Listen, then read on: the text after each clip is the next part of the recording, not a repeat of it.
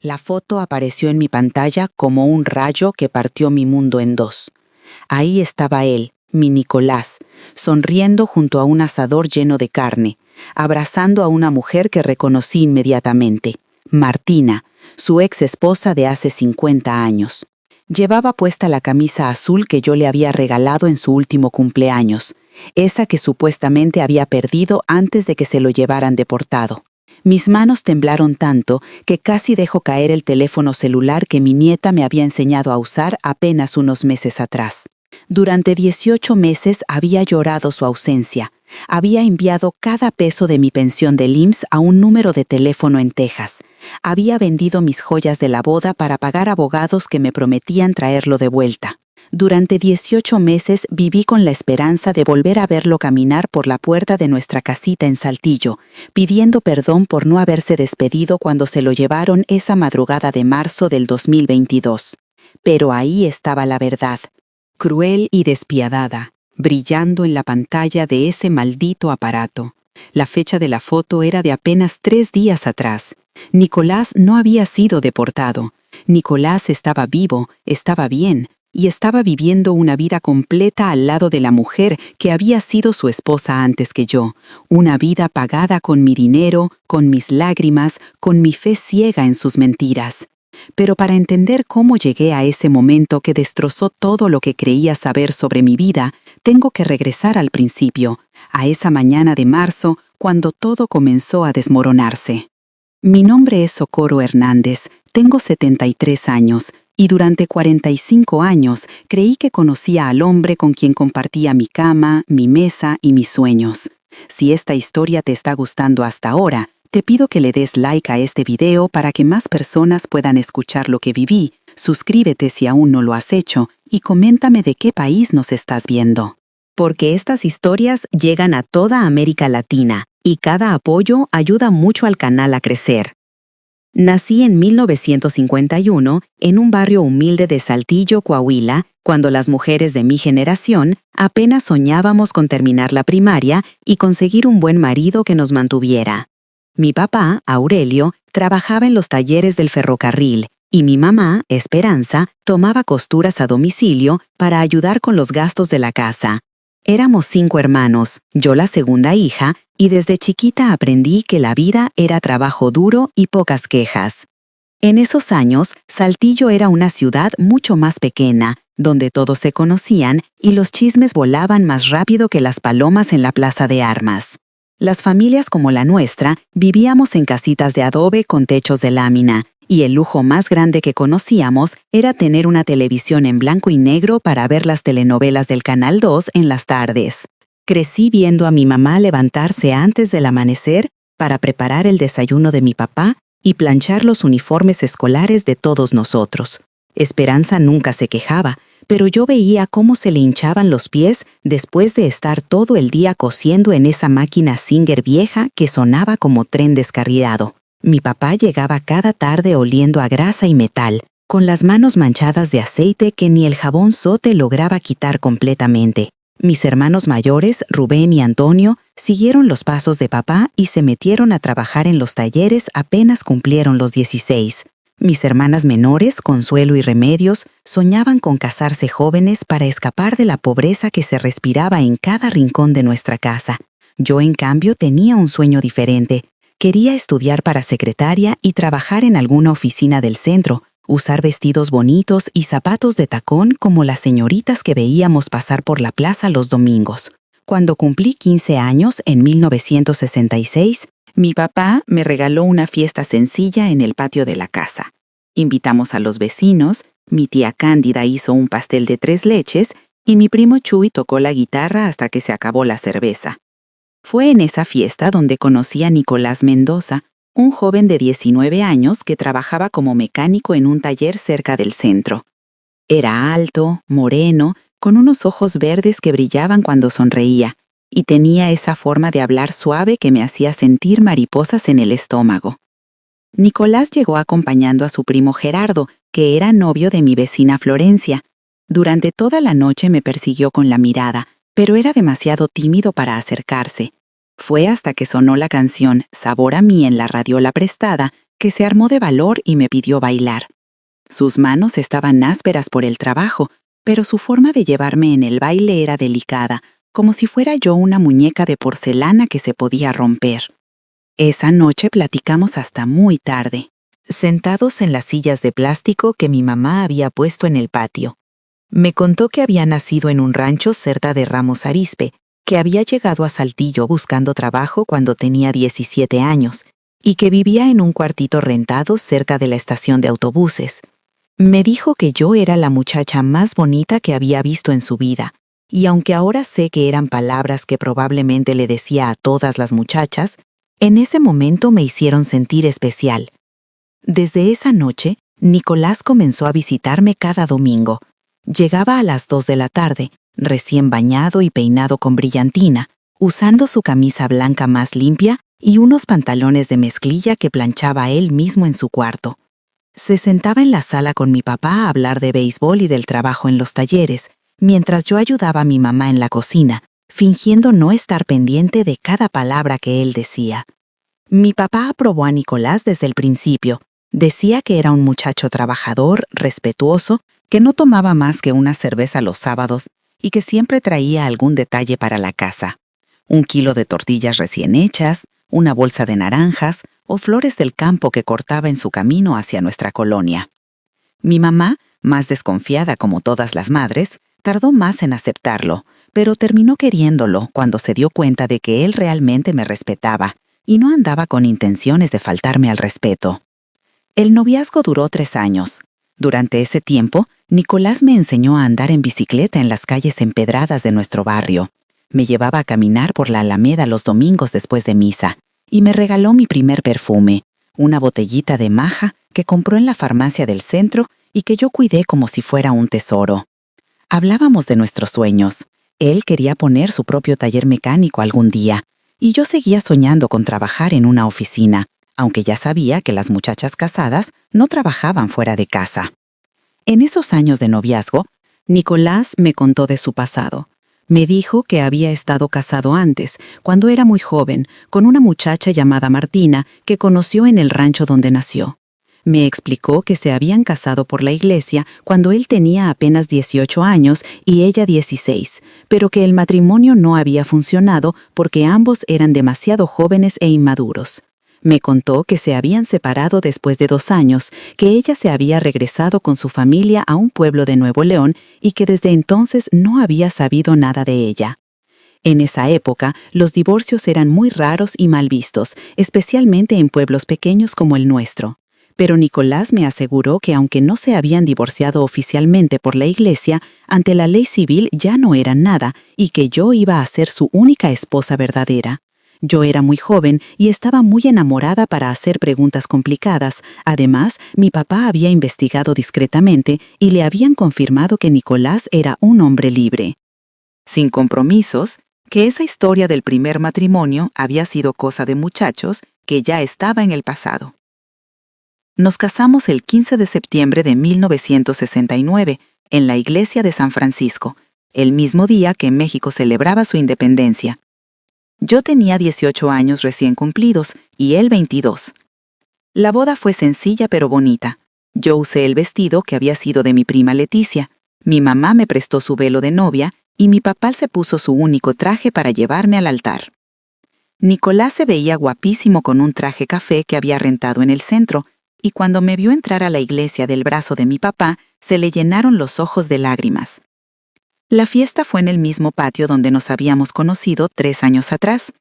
Mi tía Cándida volvió a hacer el pastel, esta vez de 4 pisos, y conseguimos una banda de 3 músicos que tocaron hasta las 2 de la noche.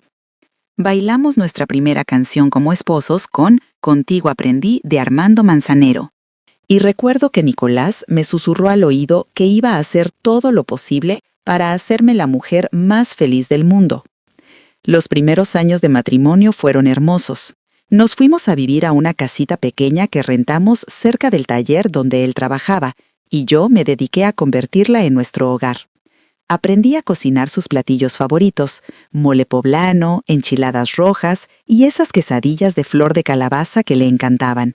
Él trabajaba de lunes a sábado y llegaba cada tarde cansado pero contento, siempre con alguna historia que contar sobre los carros que había reparado durante el día. En 1971 nació nuestro primer hijo, Nicolás Jr., que llegó al mundo un 12 de diciembre, el mismo día de la Virgen de Guadalupe. 2 años después llegó nuestra hija Esperanza, nombrada así por mi mamá.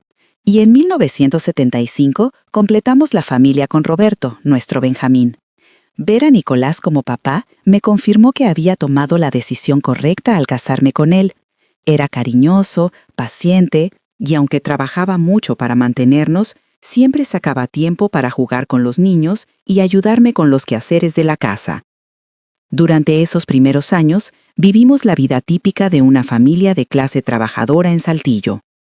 Nicolás progresó en el taller y comenzó a ganar un poco más, lo que nos permitió mudarnos a una casa más grande en una colonia mejor. Compramos nuestros primeros muebles nuevos, una sala de 3 piezas color café que pagamos en abonos durante 2 años, y una recámara matrimonial de madera que era el orgullo de la casa. También compramos nuestra primera televisión a color, una Zenith que era la envidia de todas las vecinas. Los años pasaron tranquilos y felices. Celebramos bautizos, primeras comuniones, cumpleaños, navidades. Nicolás cumplió su sueño de poner su propio taller mecánico en 1978, y aunque al principio fue difícil porque tenía muy pocos clientes, poco a poco fue creciendo hasta convertirse en uno de los talleres más reconocidos del rumbo. Yo me dediqué completamente a la casa y a los hijos, pero no me sentía infeliz. Era la vida que había elegido, la vida que se esperaba de las mujeres de mi generación.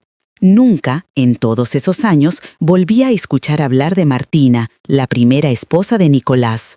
Para mí era simplemente un capítulo cerrado de su pasado, una historia de juventud que no tenía nada que ver con nuestra vida presente. Nicolás nunca la mencionaba y yo nunca pregunté. En mi mente, esa mujer era como un fantasma que había existido brevemente y luego había desaparecido para siempre de nuestras vidas. Los años 80 trajeron prosperidad para nuestra familia. El taller de Nicolás ya tenía 3 empleados y nosotros habíamos logrado comprar nuestra propia casa en la Colonia República, una construcción de bloque y cemento con 3 recámaras, 2 baños y un patio trasero donde yo tenía mis plantas de chile y tomate. Era una casa modesta pero cómoda, pintada de color rosa mexicano que yo misma elegí, con rejas blancas en las ventanas y una puertita de hierro forjado que Nicolás mandó hacer especialmente. Nuestros hijos crecían sanos y felices. Nicolás Jr. ya mostraba aptitudes para la mecánica y ayudaba a su papá en el taller los fines de semana. Esperanza era una niña muy estudiosa que soñaba con ser maestra. Y Roberto, el más travieso de los 3, tenía una habilidad natural para el fútbol que lo hacía destacar en el equipo de la escuela. Como familia, habíamos encontrado nuestro ritmo.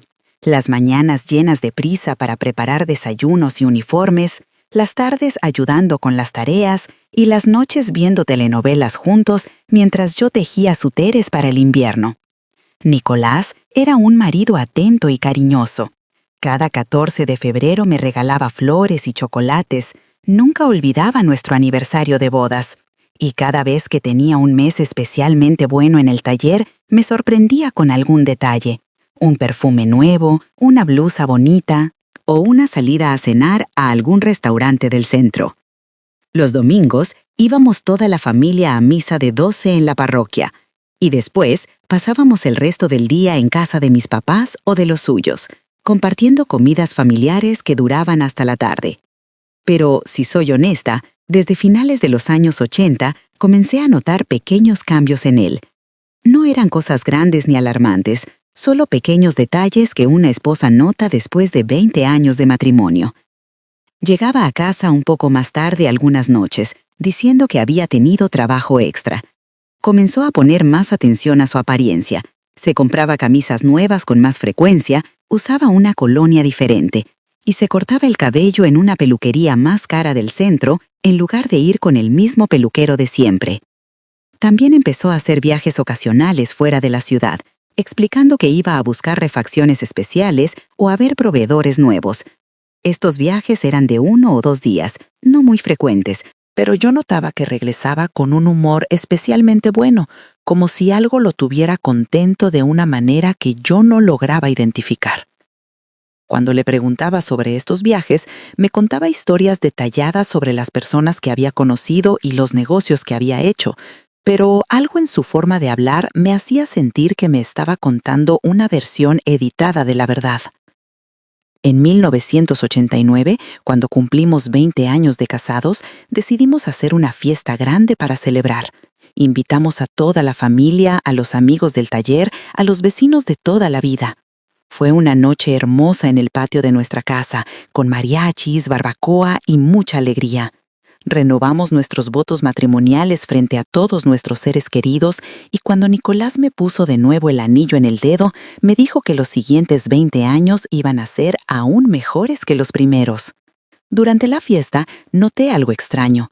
Nicolás estuvo platicando un largo rato con mi compadre Esteban, y varias veces los vi hablando en voz baja, como compartiendo algún secreto. Cuando me acerqué para escuchar de qué hablaban, inmediatamente cambiaron de tema y comenzaron a hablar del negocio de compadre Esteban, que tenía una ferretería en el centro. Esa noche, cuando ya todos se habían ido y estábamos recogiendo los platos, le pregunté a Nicolás sobre qué había estado platicando con mi compadre. Me dijo que Esteban le había estado contando problemas que tenía con un empleado ladrón, pero la explicación me sonó forzada.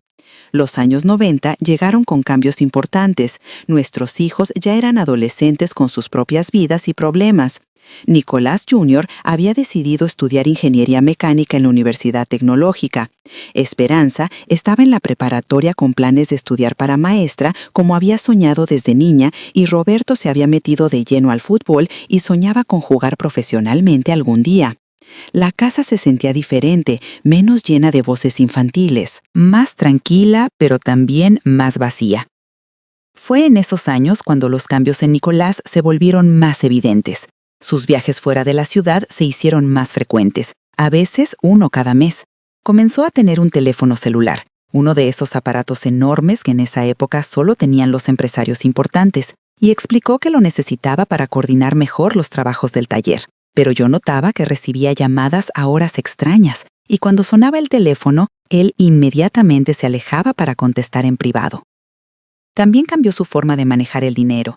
Antes, cada viernes me daba el gasto semanal completo y me platicaba cuánto había ganado el taller durante la semana, pero comenzó a ser más reservado con la información financiera, diciéndome que tenía que reinvertir más dinero en el negocio y que por eso el gasto iba a ser un poco más ajustado. Nunca nos faltó nada esencial, pero sí noté que los pequeños lujos que habíamos comenzado a disfrutar se volvieron más escasos.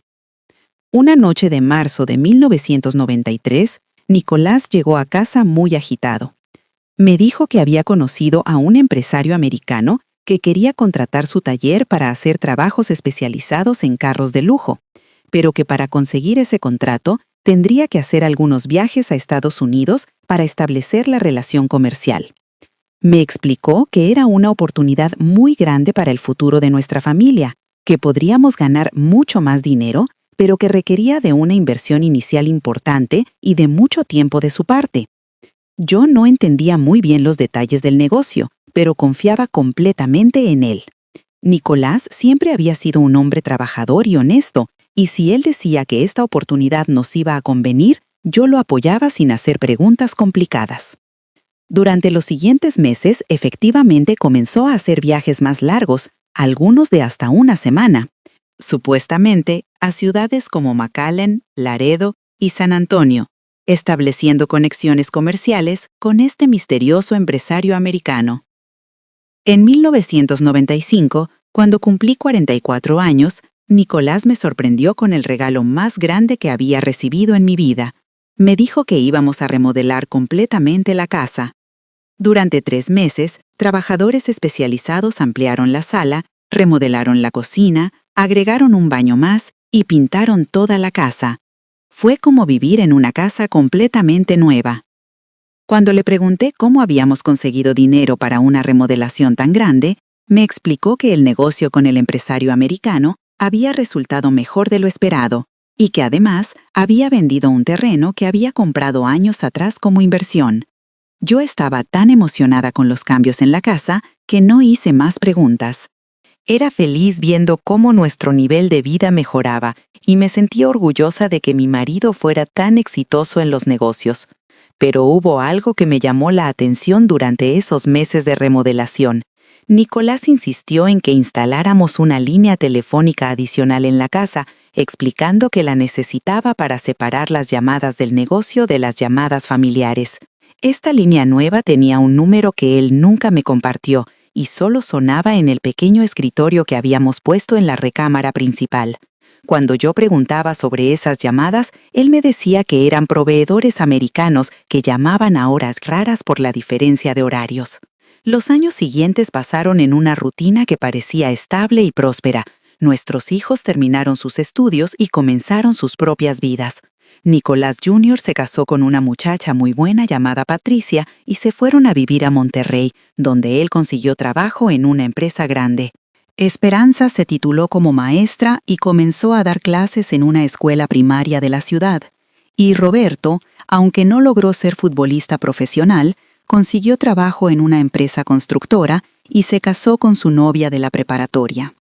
Para el año 2000, cuando cumplimos 31 años de casados, éramos ya una pareja madura con nietos pequeños que llegaban a visitarnos los fines de semana. Yo tenía 49 años y había comenzado a sentir los primeros síntomas de la menopausia. Nicolás tenía 53 y aunque se veía bien para su edad, ya no era el joven mecánico que había conocido 35 años atrás.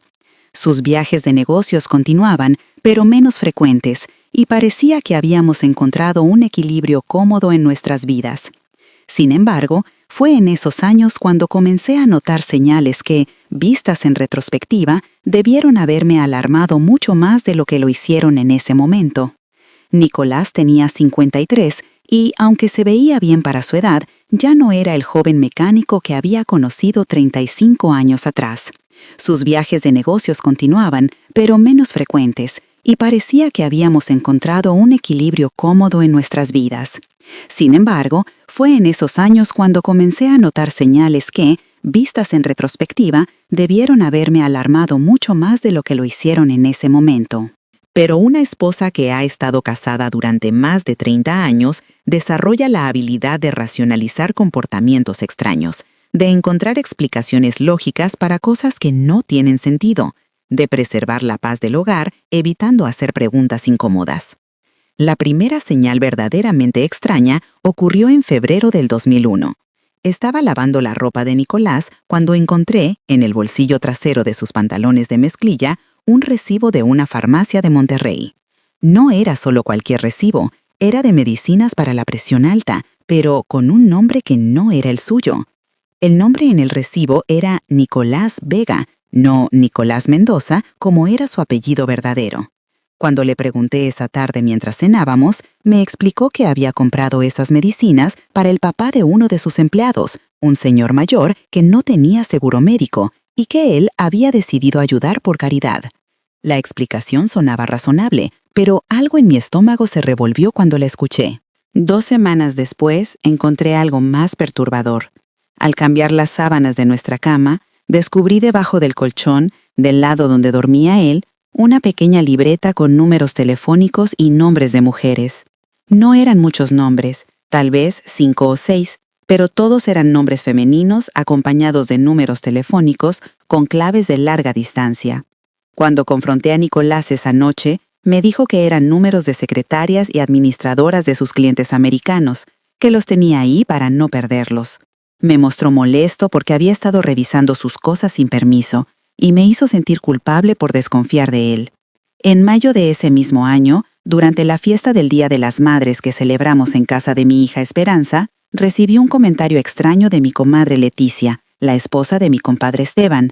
Me llevó aparte mientras las demás mujeres estaban en la cocina preparando los postres y me dijo que había visto a Nicolás en Monterrey el fin de semana anterior, caminando de la mano con una mujer en la Plaza de Armas. Cuando le dije que eso era imposible porque Nicolás había estado conmigo todo el fin de semana trabajando en el patio de la casa, mi comadre se puso nerviosa y me dijo que tal vez se había confundido, que probablemente había sido alguien que se parecía a él. Esa noche, cuando llegamos a casa, le pregunté a Nicolás sobre lo que me había dicho mi comadre. Se rió y me dijo que comadre Leticia siempre había sido muy chismosa y que probablemente había confundido a algún desconocido con él.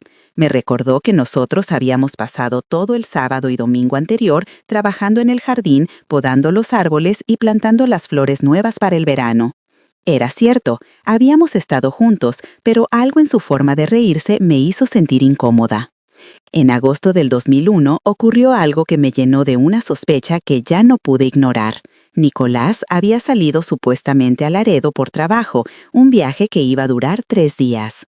Pero esa misma tarde, mi vecina doña Carmen me comentó que había visto su camioneta estacionada afuera de la casa de mi compadre Esteban toda la mañana. Cuando le dije que eso era imposible porque él estaba en Laredo, doña Carmen insistió en que estaba segura, que conocía perfectamente su camioneta Ford azul marino, porque siempre se estacionaba frente a su casa. Esa noche, llamé a Nicolás al número de hotel que me había dado en Laredo. Efectivamente contestó desde ahí, me contó que había cenado tacos de barbacoa y que extrañaba mi comida. Pero cuando colgué, no pude dejar de pensar en lo que había visto mi vecina. Al día siguiente, fui a la casa de mi compadre Esteban con la excusa de pedirle prestada su escalera para cambiar un foco del patio. Su esposa, comadre Leticia, me recibió nerviosa y evitó mirarme a los ojos. Cuando le pregunté si había visto a Nicolás, me dijo que no, pero la forma en que lo dijo me confirmó que me estaba mintiendo. En octubre del mismo año, encontré en la guantera de la camioneta de Nicolás algo que me heló la sangre: un sobre manila con fotografías. No eran fotografías familiares ni de trabajo, eran fotografías de él con una mujer que no conocía, tomadas en lugares que tampoco reconocía. En las fotos se veían felices, abrazados, como una pareja en vacaciones.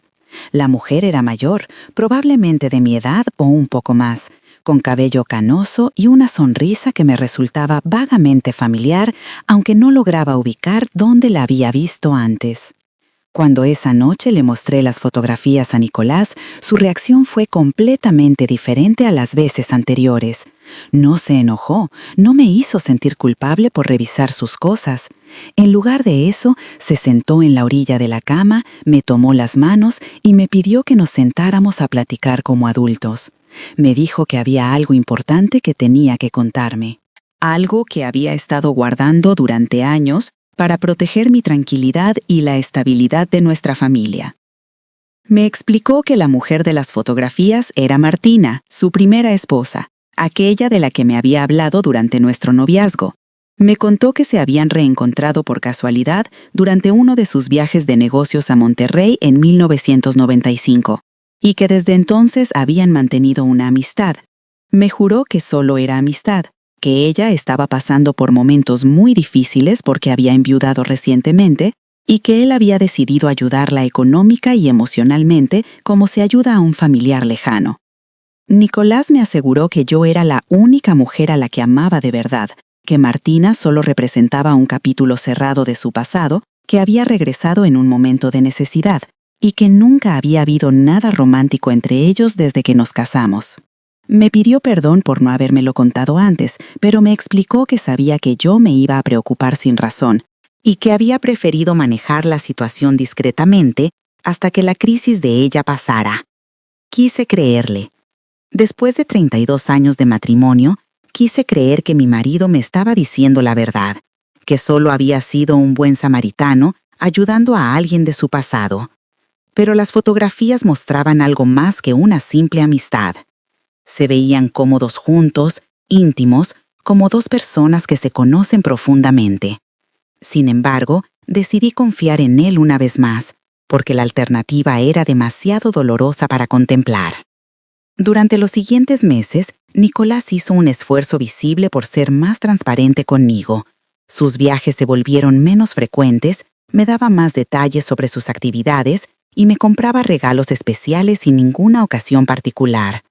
En diciembre del 2001, me regaló un anillo de compromiso nuevo, más grande y elegante que el original, diciéndome que quería renovar nuestro amor y demostrarme que yo era la única mujer importante en su vida.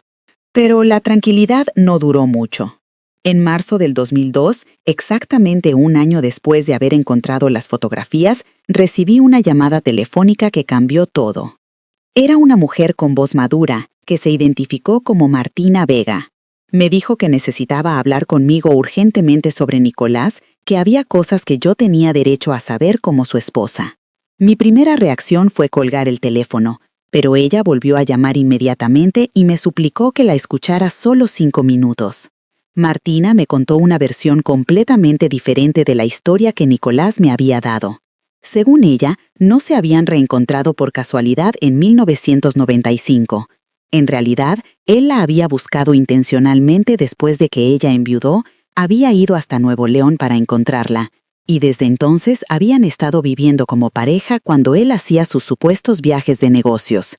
Me dijo que Nicolás le había contado que yo sabía sobre su existencia, que teníamos un matrimonio moderno donde cada quien podía hacer su vida, y que por eso ella había aceptado la relación. Pero lo más devastador de todo fue cuando me dijo que ellos nunca se habían divorciado oficialmente, que ante la Iglesia Católica seguían siendo marido y mujer, y que por eso nuestro matrimonio no tenía validez religiosa. Me explicó que había decidido llamarme porque se había enterado de que Nicolás me había estado mintiendo a mí también, y que ambas estábamos siendo engañadas por el mismo hombre que decía amarnos. Esa llamada me destrozó más que cualquier cosa que hubiera vivido antes. Durante 3 días no pude comer, no pude dormir, no pude ni siquiera llorar. Sentía como si toda mi vida hubiera sido una mentira gigantesca, como si los 33 años de matrimonio fueran solo un teatro en el que yo había sido la única actriz que no sabía que estaba actuando. Cuando confronté a Nicolás con la información que Martina me había dado, su reacción me confirmó que todo era verdad. No negó nada, no se enojó, no trató de defenderse. Simplemente se sentó en su sillón favorito de la sala, se cubrió la cara con las manos y comenzó a llorar como un niño que había sido descubierto haciendo una travesura terrible. Me confesó que efectivamente había estado manteniendo una doble vida durante 7 años, que los viajes de negocios eran en realidad viajes para estar con Martina, que el dinero extra que había conseguido provenía de trabajos reales, pero que una gran parte lo gastaba manteniendo 2 casas y 2 familias. Me dijo que se había metido en esa situación sin planear que fuera tan complicada, que al principio solo había querido ayudar a Martina cuando enviudó, pero que poco a poco los sentimientos del pasado habían regresado. Lo que más me dolió fue cuando me explicó que nunca había tenido la intención de lastimar a ninguna de las dos, que nos amaba a ambas de formas diferentes, y que había pensado que podía manejar la situación indefinidamente sin que nadie saliera herido. Me pidió perdón una y otra vez, me suplicó que no lo dejara, me prometió que terminaría inmediatamente su relación con Martina y que se dedicaría completamente a reparar nuestro matrimonio. Pero yo ya no podía confiar en sus palabras. Habían sido demasiadas mentiras durante demasiado tiempo. Le dije que necesitaba tiempo para pensar, para decidir qué iba a hacer con mi vida. Esa misma noche le pedí que se fuera de la casa, que se quedara en el taller o donde quisiera, pero que no podía tenerlo cerca mientras procesaba todo lo que había descubierto. Durante los siguientes 3 meses vivimos separados. Nicolás rentó un cuartito cerca del taller y venía cada 2 o 3 días a buscarme, a suplicarme que le diera otra oportunidad. Me traía flores, cartas escritas a mano, regalos que creía que me iban a ablandar el corazón. Pero cada vez que lo veía, lo único que podía pensar era en todas las mentiras que me había dicho, en todas las noches que había llegado tarde inventando excusas, en todos los besos que me había dado después de haber estado con otra mujer. Mis hijos se enteraron de la situación y cada uno reaccionó de forma diferente. Nicolás Jr. estaba furioso con su papá y me apoyaba completamente en cualquier decisión que tomara. Esperanza trataba de ser mediadora, sugiriendo que fuéramos a terapia matrimonial para intentar salvar el matrimonio. Roberto, el más joven, estaba confundido y dolido, no entendía cómo su papá había podido hacer algo así después de tantos años de aparente felicidad familiar. Finalmente, en junio del 2002, tomé la decisión de darle una última oportunidad a nuestro matrimonio. No lo hice porque hubiera perdonado completamente lo que había pasado, sino porque después de 33 años era imposible imaginar mi vida sin él. Además, tenía 51 años, una edad en la que las mujeres de mi generación pensábamos que era demasiado tarde para empezar de nuevo. Las condiciones que le puse fueron claras. No más viajes fuera de la ciudad sin una justificación comprobable, acceso completo a las finanzas del taller y de la casa, y terapia matrimonial con el padre Joaquín de nuestra parroquia. También le exigí que cortara todo contacto con Martina para siempre, que le dijera claramente que había elegido salvar nuestro matrimonio y que ella tenía que rehacer su vida sin él. Nicolás aceptó todas mis condiciones sin discutir. Durante los siguientes meses hizo un esfuerzo genuino por reconquistar mi confianza. Llegaba a casa temprano cada día, me incluía en todas las decisiones del taller y asistía puntualmente a las sesiones con el padre Joaquín. También hicimos viajes juntos para renovar nuestra relación. Fuimos a Veracruz, a Puerto Vallarta y hasta a la Ciudad de México. Lugares donde habíamos soñado ir cuando éramos jóvenes, pero nunca habíamos tenido dinero para visitar. Poco a poco, mi corazón comenzó a sanar. No fue fácil, y hubo muchas noches donde me despertaba pensando en todo lo que había pasado, pero gradualmente recuperé algo parecido a la confianza en nuestro matrimonio. Nicolás parecía genuinamente arrepentido, y yo quería creer que habíamos superado la crisis más grande de nuestras vidas. Los años que siguieron fueron tranquilos. Nuestros nietos crecían y llenaban la casa de alegría los fines de semana. El taller prosperaba y nosotros habíamos encontrado una nueva forma de relacionarnos, más madura, más consciente de lo frágil que puede ser un matrimonio después de tantos años. En 2009 celebramos nuestro 40 aniversario de bodas con una fiesta pequeña pero significativa, y yo realmente sentía que habíamos logrado reconstruir lo que se había roto 7 años atrás. Pero ahora sé que todo eso fue solo una pausa, un intermedio en una obra de teatro que aún no había terminado. Nicolás había aprendido a ser más cuidadoso, más discreto, mejor actor, pero nunca había dejado de ser el mismo hombre que era capaz de mirarme a los ojos y mentirme como si fuera la cosa más natural del mundo. El preludio de la tragedia final comenzó en 2019, cuando Nicolás cumplió 73 años. Comenzó a hablar de retirarse, de vender el taller y disfrutar sus años dorados conmigo. Me decía que quería viajar, conocer lugares que nunca habíamos visitado, pasar tiempo de calidad con nuestros nietos antes de que fuera demasiado viejo para disfrutarlos. Era exactamente lo que yo había estado soñando para esta etapa de nuestras vidas. También comenzó a hablar de la posibilidad de mudarnos a Estados Unidos, donde vivía su hermano menor en Houston. Me explicó que allá podríamos tener mejor atención médica cuando fuéramos más viejos, que el dinero rendiría más y que algunos de nuestros nietos probablemente estudiarían la universidad en Texas, así que estaríamos cerca de la familia. Era una idea que me emocionaba y me asustaba a la vez, pero confiaba en que Nicolás tenía un plan bien pensado para nuestro futuro. En noviembre del 2021, cuando yo tenía 70 años y él 75, Nicolás me dijo que había comenzado los trámites para arreglar su situación migratoria en Estados Unidos.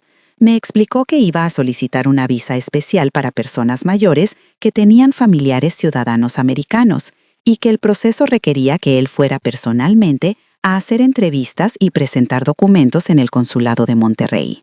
Durante los siguientes meses, Nicolás hizo varios viajes a Monterrey para estos supuestos trámites migratorios. Cada vez regresaba con historias detalladas sobre las oficinas gubernamentales que había visitado, los formularios que había llenado y los requisitos que tenía que cumplir. Me mostraba documentos oficiales con sellos y firmas que parecían auténticos y me mantenía informada sobre cada paso del proceso. En febrero del 2022, me dijo que había surgido una complicación con su solicitud. Según él, las autoridades americanas habían descubierto que él había trabajado ilegalmente en Estados Unidos durante algunos de sus viajes de negocios en los años 90 y que por eso su caso se había complicado. Me explicó que necesitaba contratar un abogado especializado en casos de inmigración. y que el proceso iba a tardar más tiempo y costar más dinero de lo que había calculado originalmente. Fue entonces cuando comenzó a pedirme dinero de forma más directa. Me dijo que necesitaba liquidar algunas de nuestras inversiones para pagar al abogado migratorio, que era caro pero necesario si queríamos tener una vejez tranquila en Estados Unidos. Yo accedí sin hacer muchas preguntas, porque después de 43 años de matrimonio, confiaba en su juicio para las decisiones financieras importantes.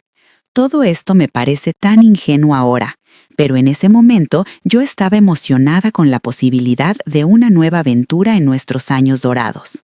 Había comenzado a estudiar inglés básico en un curso para adultos mayores y soñaba con la casa que podríamos tener en Houston, cerca de la familia de su hermano. Era la primera vez en años que sentía que teníamos un proyecto de vida compartido, algo que nos emocionaba a los dos por igual. El 15 de marzo del 2022 fue la última vez que vi a Nicolás en nuestra casa. Esa mañana se levantó temprano, se bañó con más cuidado del usual y se puso su camisa azul favorita, esa que yo le había regalado en su cumpleaños número 75. Desayunamos juntos como todas las mañanas. Café con leche, pan tostado con mantequilla y huevos revueltos que a él le gustaban con mucho chile.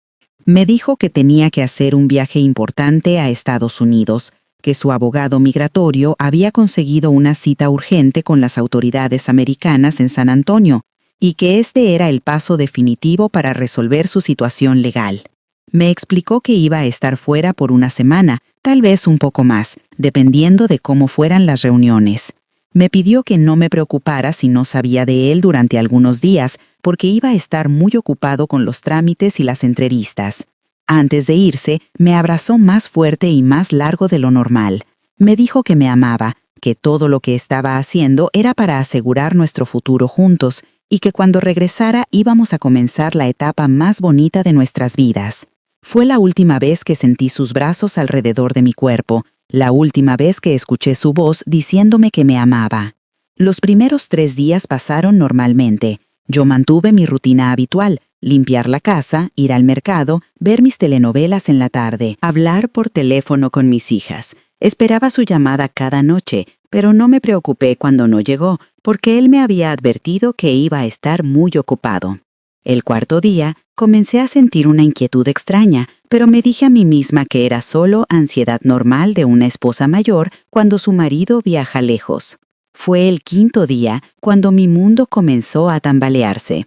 Si les está gustando esta historia y quieren saber cómo termina, por favor denle like a este video para que sepamos que les interesa y comenten de qué país nos están viendo, porque estos apoyos realmente nos ayudan mucho a que el canal llegue a más personas que necesitan escuchar estas historias.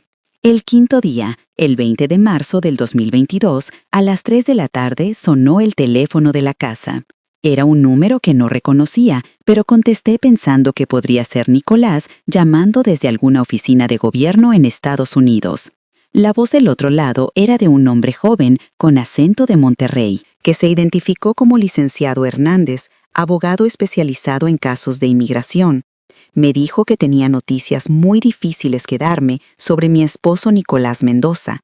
Con voz grave y profesional, me explicó que Nicolás había sido detenido por las autoridades migratorias americanas en la frontera de Laredo, que lo habían deportado inmediatamente de regreso a México, pero que había surgido una complicación seria. Según el licenciado, Nicolás había tenido un problema de salud durante el proceso de deportación y estaba hospitalizado en una clínica privada de Nuevo Laredo, sin documentos y sin dinero. El abogado me explicó que necesitaba enviar dinero inmediatamente para pagar el hospital y los gastos legales para sacar a Nicolás de esa situación. Me dijo que la cuenta médica ya ascendía a 50,000 pesos y que si no pagábamos pronto, lo iban a transferir a un hospital público donde la atención era muy deficiente.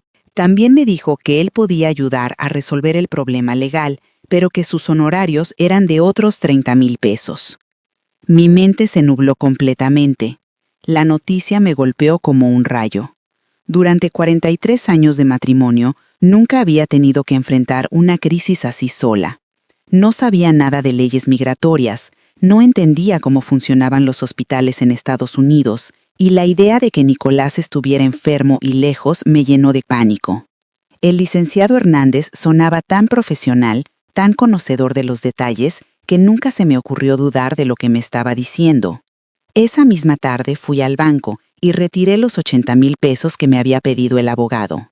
Era prácticamente todo el dinero que teníamos en nuestras cuentas de ahorro, los fondos que habíamos estado acumulando para nuestra mudanza a Estados Unidos.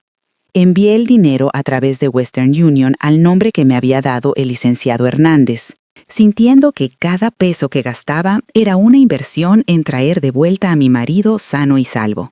Durante las siguientes semanas, el licenciado Hernández me llamaba cada 3 o 4 días con actualizaciones sobre la situación de Nicolás. Me decía que su estado de salud había mejorado, pero que los trámites legales eran más complicados de lo esperado. Cada llamada venía acompañada de nuevas solicitudes de dinero, para medicinas especiales, para sobornos a oficiales corruptos, para permisos especiales, para traslados entre hospitales. Poco a poco, comencé a vender nuestras posesiones para conseguir el dinero que el abogado me pedía. Vendí mi anillo de matrimonio, vendí la televisión nueva del cuarto, vendí el juego de sala que habíamos comprado apenas 2 años atrás. Cada vez que dudaba si era correcto gastar tanto dinero, el licenciado me recordaba que se trataba de la vida de mi esposo y que una vez que regresara a casa, podríamos recuperar todo lo que habíamos perdido. Los meses pasaron en esta rutina desesperante.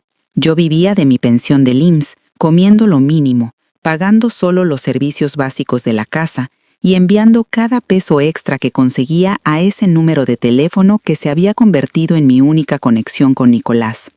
El licenciado me decía que mi esposo preguntaba por mí constantemente, que me mandaba todo su amor y que solo esperaba que los trámites se resolvieran para poder regresar a casa. En julio del 2022, 4 meses después de la desaparición de Nicolás, el licenciado Hernández me dijo que había una oportunidad de oro para resolver el caso definitivamente. Según él, un juez especial iba a revisar casos de deportación en agosto y si pagábamos una cuota especial de 120,000 pesos, podía asegurar que Nicolás quedaría libre y con documentos legales para regresar a México. Era una cantidad enorme de dinero que no tenía, pero el abogado me dijo que era nuestra última oportunidad, que si no la aprovechábamos, Nicolás podría estar detenido durante años. Me sugirió que hablara con mis hijos para que me prestaran el dinero o que pidiera un préstamo usando la casa como garantía.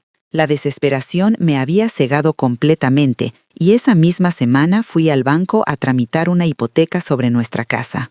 Fue mi hija Esperanza quien comenzó a sospechar que algo no estaba bien. Cuando le conté sobre el préstamo que iba a solicitar, me hizo preguntas que yo no había considerado. Me preguntó por qué un abogado tan caro no había podido resolver el caso en 4 meses, por qué Nicolás no había podido llamarme personalmente ni una sola vez, y por qué todos los gastos parecían ser siempre en efectivo sin ningún recibo oficial. Mi hija insistió en que fuéramos juntas a verificar la información del licenciado Hernández. Cuando llamamos al número del Colegio de Abogados de Nuevo León para verificar su registro profesional, nos dijeron que no existía ningún abogado con ese nombre registrado en esa entidad. Cuando llamamos al consulado mexicano en Laredo para preguntar sobre mexicanos deportados y hospitalizados, nos dijeron que no tenían registro de ningún Nicolás Mendoza en esa situación. Fue en ese momento cuando toda la mentira comenzó a desmoronarse en mi mente. Pero aún así, mi cerebro se resistía a aceptar la verdad. Pensé que tal vez había habido errores en los registros, que tal vez el abogado trabajaba de forma independiente, que tal vez las autoridades no tenían información completa. 18 meses de enviar dinero y vivir con esperanza habían creado una realidad alternativa en mi mente que era muy difícil de destruir. La revelación final llegó de la forma más inesperada. Era octubre del 2023, 18 meses después de la desaparición de Nicolás. Mi nieta Sofía, la hija de mi hijo Roberto, había venido a visitarme como hacía cada domingo. Estaba enseñándome a usar mejor mi teléfono celular, mostrándome cómo ver fotografías en una aplicación que se llamaba Facebook. Sofía estaba revisando las fotografías de sus amigos cuando de repente se quedó callada, mirando la pantalla con una expresión extraña. Me preguntó si el señor de la foto era mi esposo, y cuando volteé a ver la pantalla, el mundo se detuvo completamente. Era una fotografía publicada apenas 3 días atrás por el perfil de una mujer llamada Martina Vega de Mendoza. En la foto aparecían varias personas mayores en una reunión familiar, y ahí, en el centro, sonriendo junto a un asador lleno de carne, estaba Nicolás. No era una foto vieja, no era una coincidencia, no era un error. Era mi marido, usando la camisa azul que yo le había regalado, abrazando a Martina como si fueran una pareja feliz en una barbacoa familiar. La fecha de la publicación mostraba que había sido tomada el fin de semana anterior, aquí en Saltillo, en el patio de una casa que no reconocía, pero que claramente no era ningún hospital en Estados Unidos. Mi mente se negaba a procesar lo que estaba viendo. Durante un momento pensé que estaba alucinando, que la angustia de todos esos meses me había hecho perder la razón. Pero Sofía también estaba viendo la misma imagen, y cuando le pedí que leyera los comentarios debajo de la foto, su voz tembló mientras me traducía los mensajes de felicitación para don Nicolás y doña Martina por su aniversario de bodas. El teléfono se me resbaló de las manos y cayó al piso de la sala.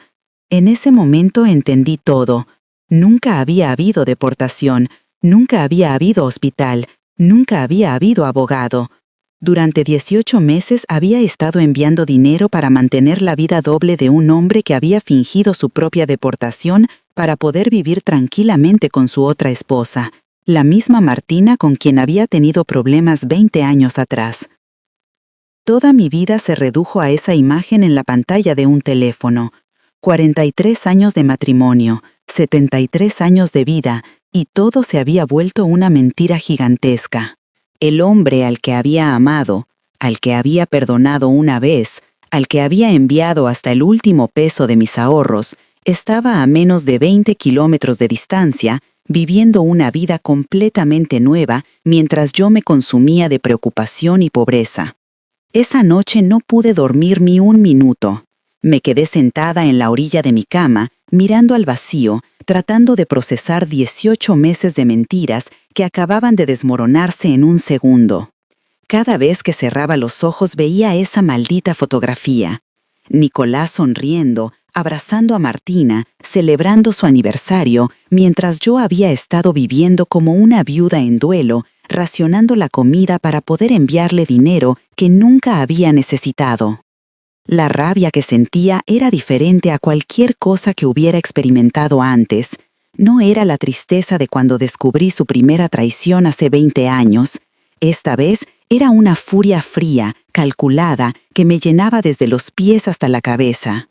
Este hombre no solo me había engañado otra vez, sino que había convertido mi amor y mi preocupación en una farsa cruel que había durado 1 año y medio. Al amanecer llamé a mis 3 hijos y les pedí que vinieran a casa inmediatamente. Les dije que había descubierto algo importante sobre su papá, pero no les di detalles por teléfono. Cuando llegaron y les mostré la fotografía de Facebook, las reacciones fueron exactamente lo que esperaba. Nicolás Jr. golpeó la pared con el puño y dijo palabras que no voy a repetir. Esperanza se puso a llorar de rabia y decepción. Roberto se quedó callado durante varios minutos y después me preguntó qué íbamos a hacer. Esa fue la pregunta que había estado rondando en mi cabeza toda la noche. ¿Qué iba a hacer? Durante 18 meses había creído que era una viuda en espera, una mujer cuyo marido estaba sufriendo lejos de casa. Ahora descubría que era la amante secundaria de un hombre que tenía 2 hogares, 2 esposas, 2 vidas completamente separadas. Pero esta vez no iba a ser la víctima silenciosa que acepta la situación y trata de componerla. Si ustedes están tan indignados como yo me sentí en ese momento, por favor comenten qué les parece esta situación y denle like si piensan que merezco justicia, porque realmente necesito que más personas conozcan lo que pueden hacer hombres como Nicolás cuando creen que las mujeres mayores somos tontas. Mis hijos me propusieron diferentes opciones. Nicolás Jr. quería ir directamente a confrontar a su papá y a exigirle que devolviera todo el dinero que me había robado. Esperanza sugería que fuéramos con un abogado para demandar legalmente por fraude y estafa. Roberto proponía que simplemente cortáramos todo contacto con él y siguiéramos adelante con nuestras vidas como si hubiera muerto realmente. Pero yo tenía algo diferente en mente. Durante esos 18 meses había aprendido muchas cosas sobre mí misma. Había aprendido que podía vivir sola, que podía manejar las finanzas de la casa, que podía tomar decisiones importantes sin depender de nadie. También había aprendido que 73 años no significaban que fuera una vieja indefensa que tenía que aceptar cualquier humillación sin defenderse. Durante la siguiente semana, investigué todo lo que pude sobre la situación de Nicolás y Martina. Mi nieta Sofía me ayudó a explorar más fotografías en Facebook y descubrimos que llevaban publicando fotos juntos desde hacía más de un año. No se escondían, no mantenían la relación en secreto. Tenían amigos en común, iban a fiestas familiares, incluso habían viajado a la playa durante las vacaciones del verano pasado. También descubrí algo que me llenó de una satisfacción vengativa. Martina no sabía que yo existía en el presente. En las publicaciones de Facebook se presentaba como Martina Vega de Mendoza, usando el apellido de casada, y en los comentarios de sus amigos hablaban de ella como si fuera una viuda que había encontrado el amor otra vez con su primer esposo después de décadas de separación. Nicolás le había contado la misma mentira que a mí, que la otra mujer no existía. Con la ayuda de mi compadre Esteban, quien después de tantos años finalmente me contó que siempre había sabido de las andanzas de Nicolás, conseguí la dirección donde estaban viviendo. Era una casa en la Colonia Moderna, a unos 15 minutos de donde yo vivía. También averigüé que Nicolás había registrado un negocio de refacciones automotrices a nombre de Martina, utilizando parte del dinero que yo había estado enviando durante todos esos meses. El plan que comencé a formar en mi mente era simple pero efectivo. No quería simplemente confrontarlos y gritarles, porque eso me haría ver como la loca despechada. No quería demandarlos legalmente, porque los procesos judiciales son largos, caros y no hay garantía de recuperar el dinero. Lo que quería era algo más completo. Quería que ambos enfrentaran las consecuencias de sus mentiras de una forma que recordaran para el resto de sus vidas. Durante 2 semanas estudié sus rutinas. Martina trabajaba medio tiempo en una tienda de ropa en el centro y Nicolás salía todas las mañanas a atender el nuevo negocio de refacciones. Los jueves por la tarde iban juntos al Súper Soriana a hacer las compras de la semana y los domingos asistían a misa de 11 en la parroquia de San José, donde se sentaban en la tercera banca del lado derecho, siempre en el mismo lugar. También descubrí que Martina tenía una hija que vivía en Monterrey y que cada 2 fines de semana la visitaba en el nuevo negocio con sus nietos.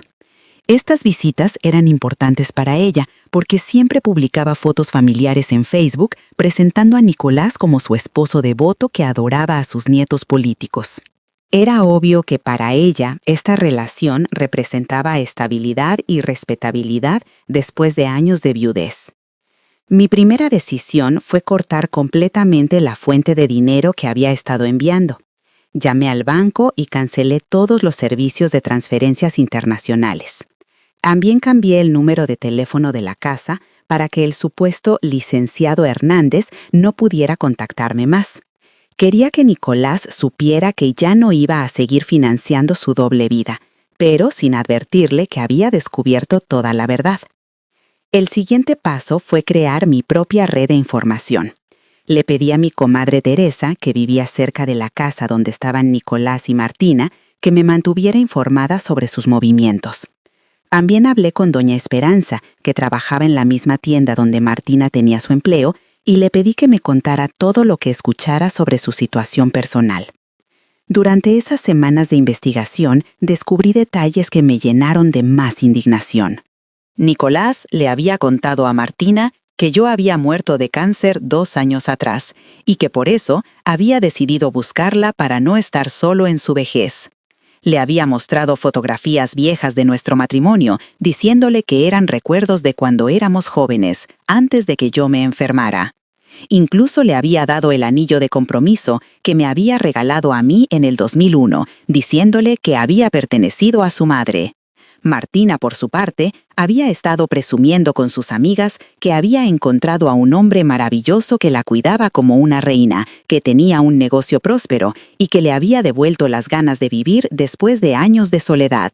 Sus amigas de la tienda la envidiaban porque a los 74 años había conseguido una segunda oportunidad en el amor con un hombre que la trataba con tanto cariño y dedicación. La ironía de la situación era que tanto Martina como yo habíamos sido víctimas del mismo mentiroso, pero de formas diferentes. Ella había recibido todo el cariño, la atención y la compañía que yo había perdido, mientras que yo había cargado con toda la preocupación, el dolor y el sacrificio económico que él había inventado para mantener su farsa. Para mediados de noviembre del 2023 ya tenía mi plan completamente desarrollado. No iba a ser una venganza destructiva, sino una revelación ordenada que les mostraría a ambos las consecuencias de sus mentiras.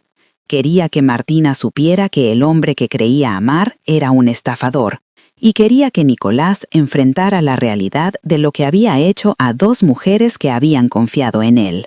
Decidí que el momento perfecto sería el domingo 26 de noviembre, durante la misa de 11 en la parroquia de San José. Era un lugar público donde no podrían hacer un escándalo. Había suficientes testigos para que se sintieran obligados a comportarse civilizadamente, y era el espacio donde ellos habían estado representando su farsa matrimonial durante más de un año. El sábado anterior comencé mis preparativos finales. Imprimí copias de todas las fotografías que había encontrado en Facebook, junto con las fechas y comentarios que demostraban la cronología de su relación. También reuní todos los recibos de las transferencias de dinero que había enviado durante 18 meses y las copias de los documentos del préstamo que había solicitado contra la casa para conseguir esos fondos. También preparé una carta que había escrito especialmente para Martina. En ella le explicaba quién era yo realmente. Le contaba la verdad sobre nuestro matrimonio de 43 años y le detallaba cómo Nicolás había usado el dinero de mi pensión para mantener la relación que ellos tenían. La carta terminaba con una invitación para que platicáramos como dos mujeres maduras que habían sido engañadas por el mismo hombre, sin resentimientos entre nosotras porque ambas habíamos sido víctimas. El domingo 26 de noviembre me levanté más temprano de lo usual. Me bañé con cuidado, me puse mi mejor vestido azul marino, el que había comprado para la boda de mi nieta mayor, y me arreglé el cabello en el salón de belleza de doña Celia como si fuera un evento especial. Quería verme digna, respetable, como la señora mayor que soy, no como una mujer despechada que va a hacer un escándalo. A las 10:30 de la mañana me dirigí hacia la parroquia de San José. Llegué unos minutos antes que ellos y me senté en la banca directamente atrás de donde se sentaban todos los domingos. Cuando los vi entrar por la puerta principal, mi corazón comenzó a latir tan fuerte que pensé que se me iba a salir del pecho. Ahí estaba Nicolás, el hombre que había compartido mi cama durante 43 años, caminando del brazo de otra mujer como si yo nunca hubiera existido. Se veían como una pareja feliz de adultos mayores. Nicolás usaba un traje gris que no reconocí, probablemente comprado con mi dinero, y Martina llevaba un vestido rosa y un collar de perlas que brillaba bajo las luces de la iglesia. Se sentaron en su lugar habitual, se persignaron juntos y comenzaron a seguir la misa como cualquier matrimonio devoto. Durante toda la ceremonia los observé desde atrás, estudiando cada gesto, cada mirada que se intercambiaban, cada momento de complicidad que compartían. Era extraño verlos así, porque de alguna forma se veían genuinamente felices juntos. No parecían dos personas que estuvieran cometiendo un fraude. Parecían una pareja mayor que había encontrado la compañía perfecta para sus últimos años. Cuando el padre comenzó la parte de la misa donde pide oraciones por los enfermos y los difuntos, decidí que había llegado mi momento. Me levanté de mi banca, me acerqué por el pasillo lateral y me senté directamente al lado de Martina en el espacio que estaba vacío en su banca. La reacción de Nicolás fue instantánea. Su cara se puso completamente blanca, sus manos comenzaron a temblar y durante un momento pensé que se iba a desmayar ahí mismo. Martina, por su parte, me miró con curiosidad pero sin reconocerme, preguntándose quién era la señora que se había sentado tan cerca sin pedir permiso. Con la voz más calmada que pude lograr, me incliné hacia Martina y le susurré al oído. «Buenos días, señora Martina. Mi nombre es Socorro Hernández de Mendoza y soy la esposa actual de Nicolás. Creo que usted y yo tenemos muchas cosas de qué platicar». Le entregué discretamente la carta que había preparado y le pedí que la leyera después de la misa. La expresión de Martina cambió completamente.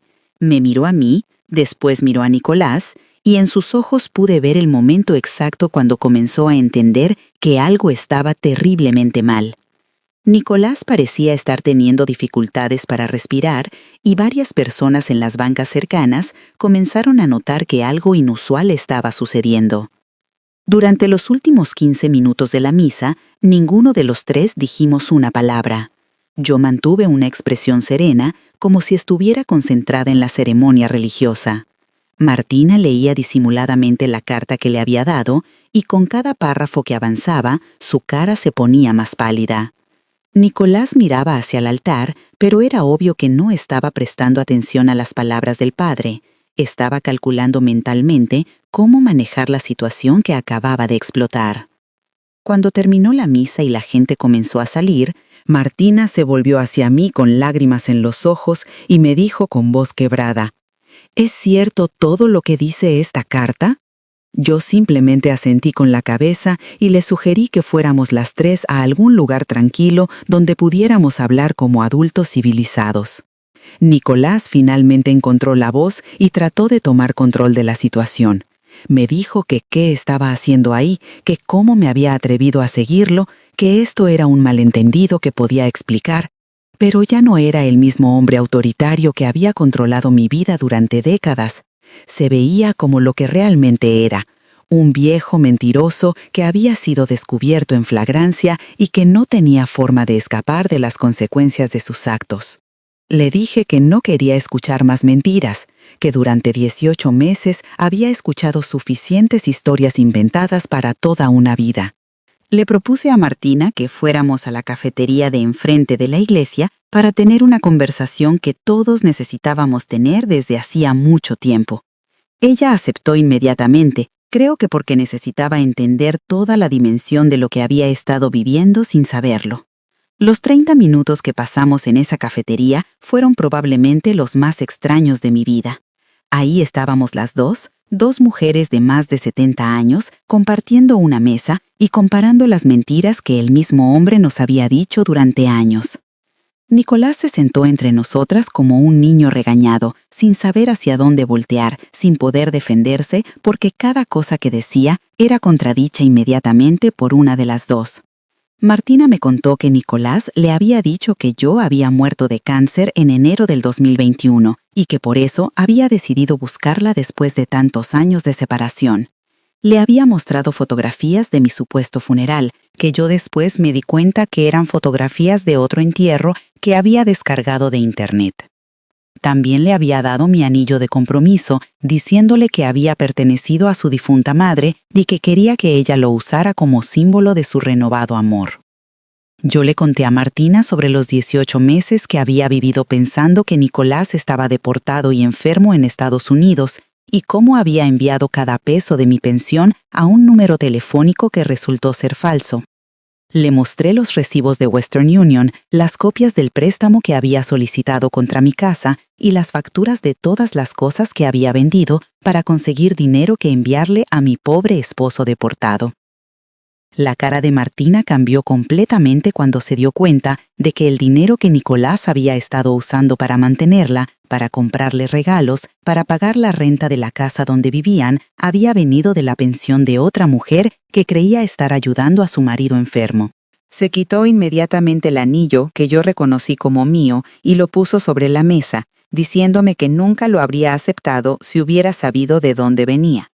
Nicolás trató varias veces de interrumpir la conversación, de explicar que todo había sido un malentendido, que él nos amaba a las dos, pero que se había metido en una situación muy complicada que no sabía cómo resolver. Pero ni Martina ni yo le prestamos atención. Estábamos demasiado ocupadas descubriendo la dimensión completa de su traición, comparando fechas, eventos y mentiras que ahora cobraban sentido completo. Martina me dijo algo que me impactó profundamente.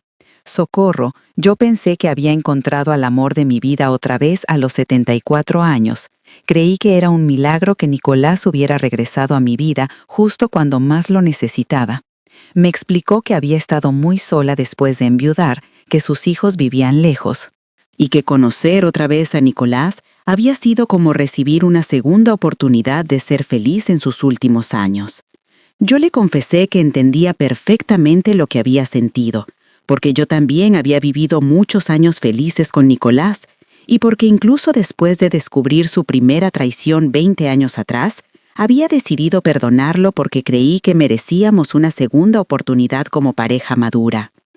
Le dije que los dos habíamos sido víctimas del mismo hombre, que tenía una habilidad extraordinaria para hacer sentir especial a cualquier mujer que se cruzara en su camino. Después de que ambas terminamos de contar nuestras versiones de la historia, Martina se volvió hacia Nicolás y le preguntó directamente cuál de las dos era su esposa verdadera, con cuál de las dos quería quedarse para el resto de su vida. La pregunta lo puso en una situación imposible, porque cualquier respuesta que diera iba a romper completamente la fantasía que había estado manteniendo durante años.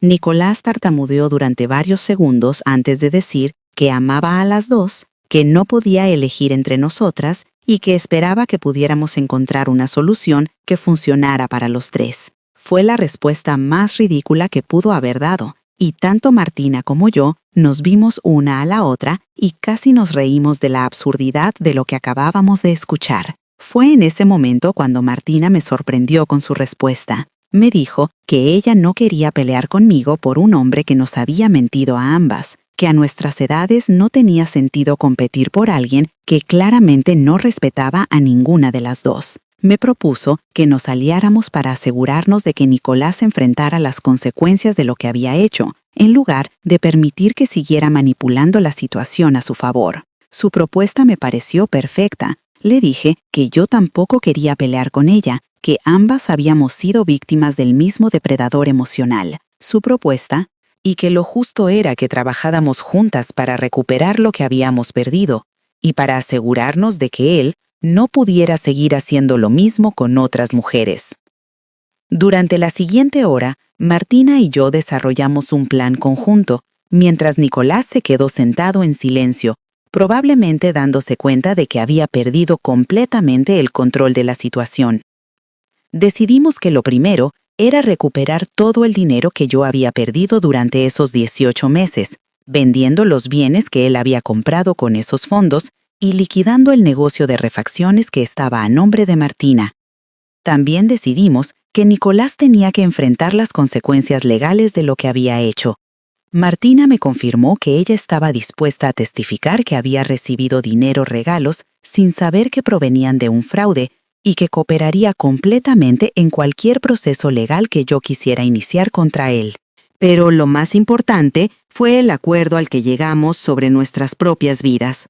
Martina me dijo que ella no quería seguir viviendo con un hombre que era capaz de semejante engaño, que prefería regresar a su soledad anterior antes que compartir su vejez con alguien en quien nunca más podría confiar.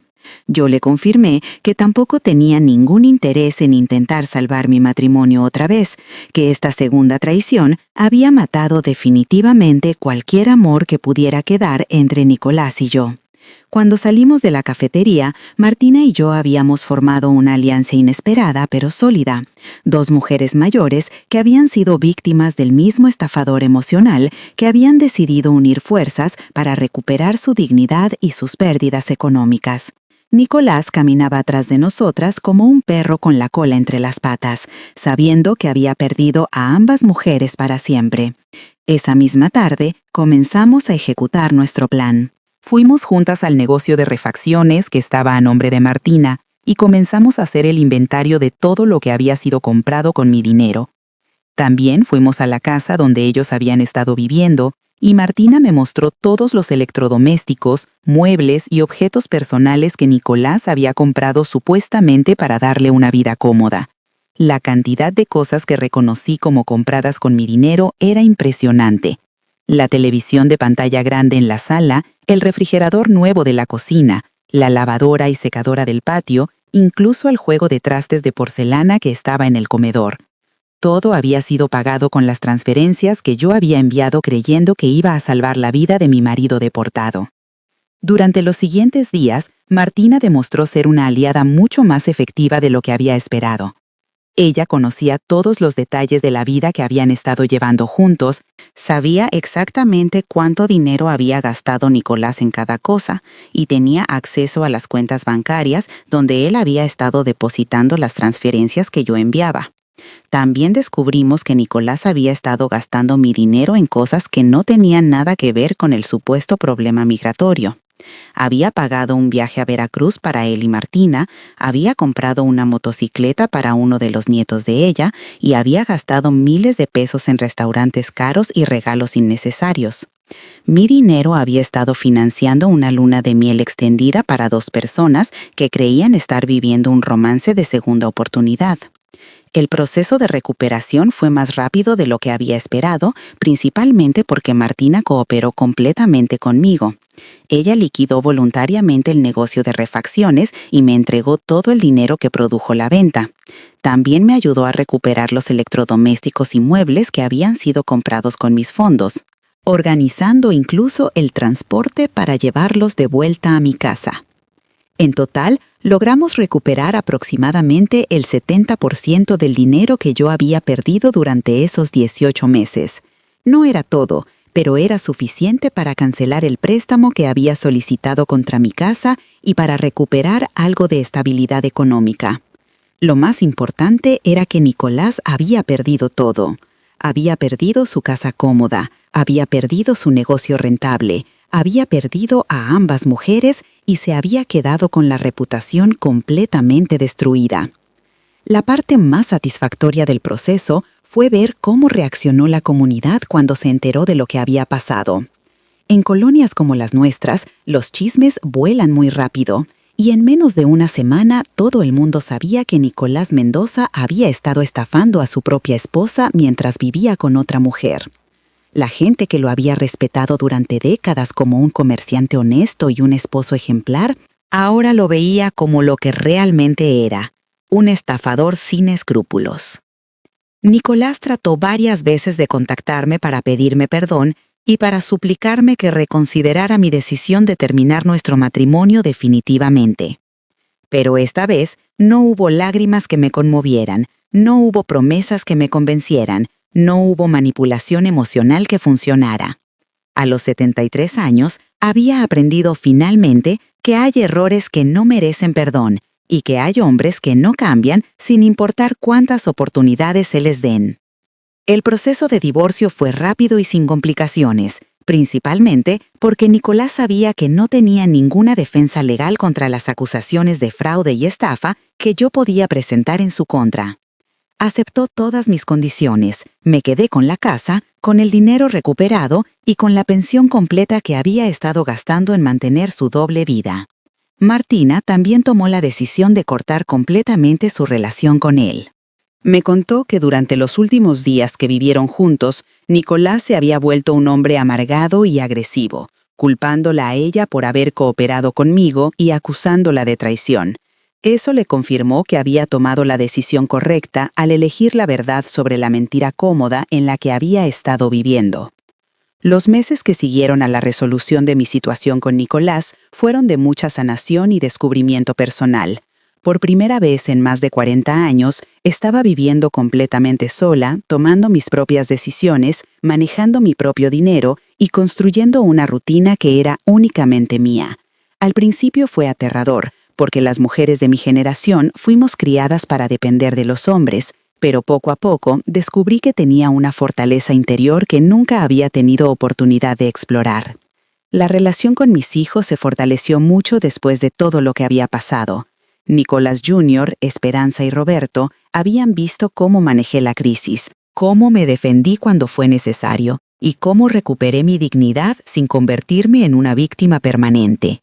Me dijeron que estaban orgullosos de mí, que nunca habían visto la fortaleza que demostré durante esos meses difíciles y que habían aprendido mucho sobre el valor de defenderse cuando alguien trata de abusar de tu confianza. Mis nietos también reaccionaron muy bien a la nueva versión de su abuela. Sofía, la nieta que me había ayudado a descubrir la verdad a través de Facebook, se convirtió en mi cómplice para aprender a usar mejor la tecnología. Me enseñó a manejar aplicaciones de WhatsApp, a ver videos en YouTube y a usar servicios de Internet para hacer compras y pagar servicios sin tener que salir de casa. Una de las decisiones más importantes que tomé fue empezar a hacer cosas que nunca había hecho durante mi matrimonio. Me inscribí en clases de baile para adultos mayores en el Centro Cultural de la ciudad, comencé a tomar un curso de repostería en la Casa de la Cultura y me uní a un grupo de señoras que se reunían todos los martes para jugar lotería y platicar sobre sus vidas.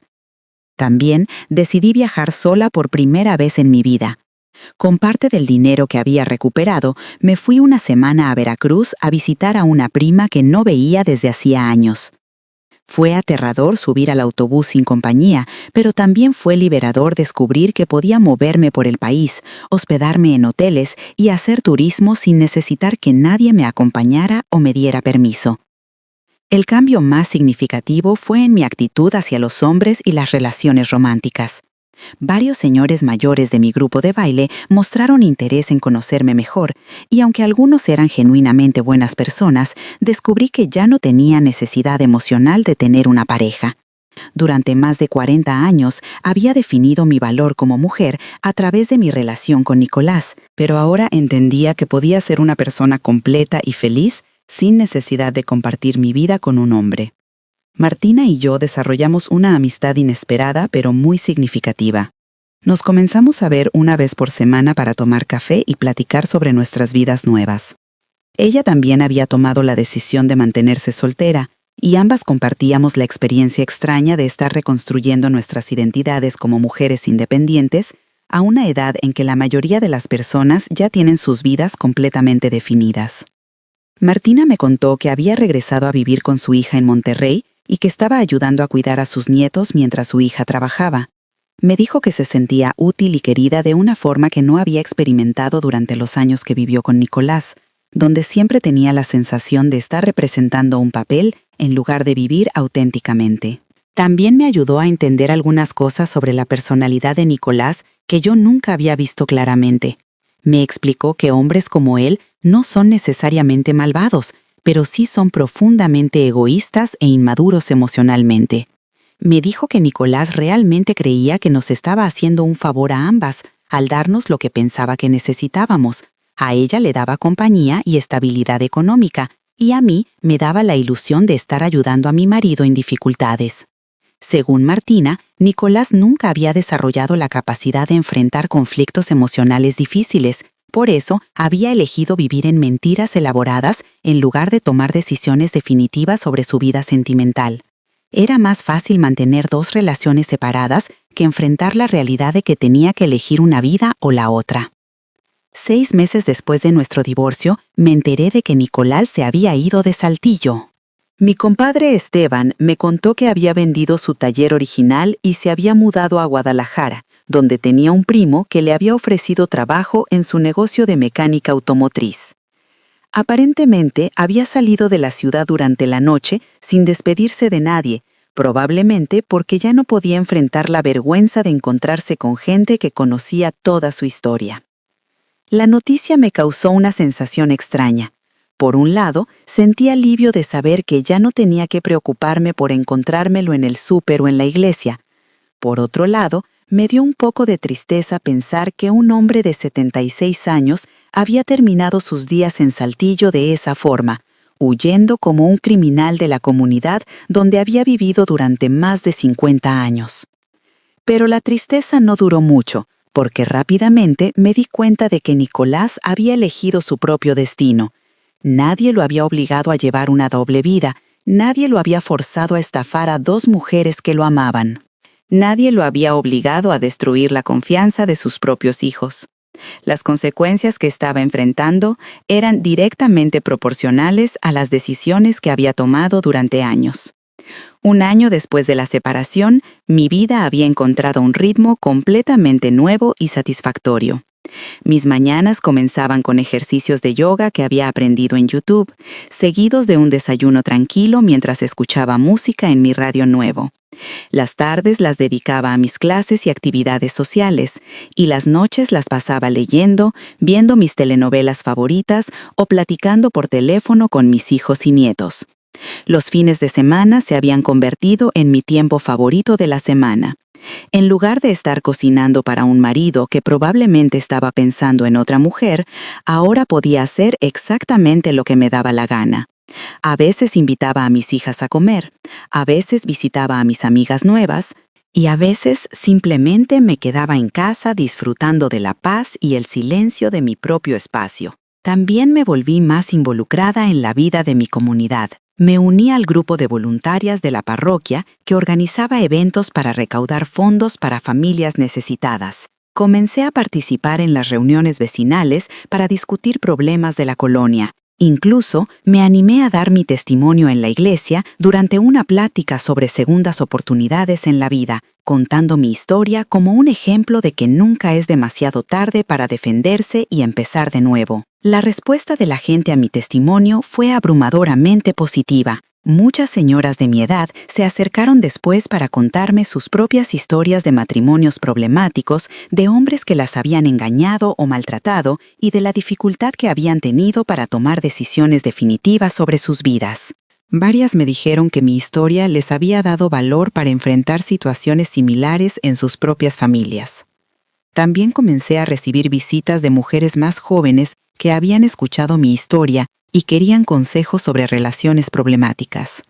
Me pedían que les platicara cómo había encontrado la fortaleza para defenderme después de tantos años de matrimonio, cómo había logrado reconstruir mi autoestima y cómo había aprendido a vivir sola sin sentirme abandonada o incompleta. Estas conversaciones me hicieron darme cuenta de que mi experiencia, por dolorosa que había sido, tenía un valor educativo importante para otras mujeres. Había aprendido lecciones sobre el respeto propio, sobre la importancia de la independencia económica y sobre el valor de las redes de apoyo femenino que podían ser útiles para mujeres de cualquier edad que estuvieran enfrentando situaciones de abuso o engaño en sus relaciones. En el segundo aniversario de mi separación de Nicolás, organicé una pequeña fiesta en mi casa para celebrar mi nueva vida. Invité a mis hijos, a mis nietos, a Martina y a todas las amigas nuevas que había hecho durante esos 2 años. Fue una tarde hermosa llena de risas, música y comida deliciosa que yo misma preparé con todo el cariño. Durante la fiesta, mi hija Esperanza tomó la palabra y dijo algo que me llenó de orgullo. Mi mamá nos ha enseñado a todos que nunca es tarde para defenderse, para exigir respeto y para comenzar una vida nueva. A los 75 años está más fuerte y más feliz de lo que la habíamos visto en décadas. Sus palabras me hicieron llorar de alegría, porque confirmaron que había tomado las decisiones correctas. Esa noche, cuando todos se fueron y me quedé sola en mi casa, me senté en mi sillón favorito de la sala y reflexioné sobre todo lo que había cambiado en mi vida durante esos 2 años. Había perdido un matrimonio de 43 años, pero había ganado mi autonomía. Había perdido la seguridad de tener una pareja, pero había ganado la tranquilidad de no tener que vivir con mentiras. Había perdido una historia de amor que creía verdadera, pero había ganado el respeto de mis hijos y de mi comunidad. Ahora, 3 años después de haber descubierto la traición más grande de mi vida, puedo decir con certeza que soy una mujer completamente diferente de la que era cuando tenía 70 años y creía que mi papel en el mundo era ser la esposa devota de Nicolás Mendoza. A los 76 años he descubierto que tengo una fortaleza, una inteligencia y una capacidad de adaptación que nunca había tenido oportunidad de desarrollar durante mis décadas de matrimonio. La lección más importante que aprendí es que nunca es demasiado tarde para defenderse cuando alguien está abusando de tu confianza. Durante años pensé que a mi edad ya no tenía opciones, que tenía que aceptar cualquier situación porque era demasiado vieja para empezar de nuevo. Pero descubrí que la edad puede ser una ventaja cuando se trata de tomar decisiones difíciles, porque ya no tienes tiempo que perder en relaciones que no te merecen. También aprendí que las mujeres somos mucho más fuertes de lo que nos han enseñado a creer. Durante generaciones nos dijeron que necesitábamos hombres para ser completas, para sentirnos seguras, para tener valor en la sociedad. Pero cuando me vi obligada a vivir sola, descubrí que tenía todas las habilidades necesarias para manejar mi propia vida, mis propias finanzas y mis propias decisiones. Una de las cosas que más me orgullece es haber podido recuperar no solo mi dinero, sino también mi dignidad. Pude haber aceptado la situación, pude haber seguido enviando dinero con tal de mantener la ilusión de que tenía un matrimonio, pude haber fingido que no había visto esa fotografía en Facebook, pero elegí enfrentar la verdad, por dolorosa que fuera, porque entendí que vivir en la mentira iba a ser más destructivo que enfrentar la realidad. La alianza que formé con Martina también me enseñó algo importante sobre la solidaridad entre mujeres. En lugar de pelear entre nosotras por un hombre que no merecía a ninguna de las dos, decidimos apoyarnos mutuamente para recuperar lo que habíamos perdido. Esa decisión no solo fue práctica, sino que también fue sanadora, porque me permitió ver a Martina como otra víctima en lugar de como mi enemiga. Mi relación con mis hijos también se transformó de una forma muy positiva. Durante años habían visto a su mamá como una figura pasiva, alguien que aceptaba cualquier situación con tal de mantener la paz familiar. Pero cuando me vieron defenderme, cuando me vieron tomar decisiones difíciles y manejar una crisis complicada, comenzaron a respetarme de una forma completamente nueva. Ahora me consultan sobre decisiones importantes en sus vidas, valoran mis opiniones y me ven como una mujer fuerte en lugar de como una víctima. La independencia económica que recuperé después del divorcio me ha dado una sensación de seguridad que nunca había experimentado. Durante más de 40 años, cada peso que gastaba tenía que ser justificado ante Nicolás. Cada compra importante requería su aprobación. Ahora manejo mi propio dinero, tomo mis propias decisiones financieras y tengo la tranquilidad de saber que nadie puede usar mi dependencia económica para manipularme o engañarme. También he descubierto placeres simples que había olvidado durante décadas de matrimonio. Poder desayunar a la hora que se me ocurra, poder ver la televisión sin tener que negociar qué programa elegir, poder invitar amigas a la casa sin pedir permiso, poder viajar cuando tengo ganas sin tener que coordinar con nadie. Son libertades pequeñas, pero que suman una sensación general de control sobre mi propia vida. Mi mensaje para cualquier mujer que esté pasando por una situación similar es simple pero profundo. Nunca es tarde para exigir respeto, nunca es tarde para defenderse y nunca es tarde para empezar una vida nueva. No importa si tienes 50, 60, 70 años o más. No importa si has estado casada durante décadas. No importa si piensas que ya no tienes opciones. Siempre tienes más fortaleza de la que imaginas y siempre mereces ser tratada con dignidad y honestidad. Si tu pareja te miente, te engaña o abusa de tu confianza, no es tu responsabilidad arreglar la relación sola. No es tu trabajo perdonar infinitamente. No es tu obligación aguantar cualquier cosa con tal de mantener un matrimonio. Tu responsabilidad es contigo misma, es proteger tu bienestar, tu dignidad y tu tranquilidad mental. Tampoco tengas miedo de pedir ayuda. Durante mi crisis, el apoyo de mis hijos, de mis amigas y especialmente de Martina fue fundamental para salir adelante. Las mujeres tenemos una capacidad natural para apoyarnos entre nosotras, pero a veces necesitamos ser lo suficientemente valientes para admitir que necesitamos esa ayuda. Y por favor, nunca pienses que porque eres mayor ya no tienes derecho a ser feliz, a exigir respeto o a buscar una vida mejor. Los años dorados deben ser exactamente eso, dorados. No deben ser años de resignación, de aceptar cualquier maltrato o de vivir en mentiras para mantener las apariencias. Mereces vivir tus últimos años con dignidad, con tranquilidad y con la satisfacción de haber defendido tu valor como persona.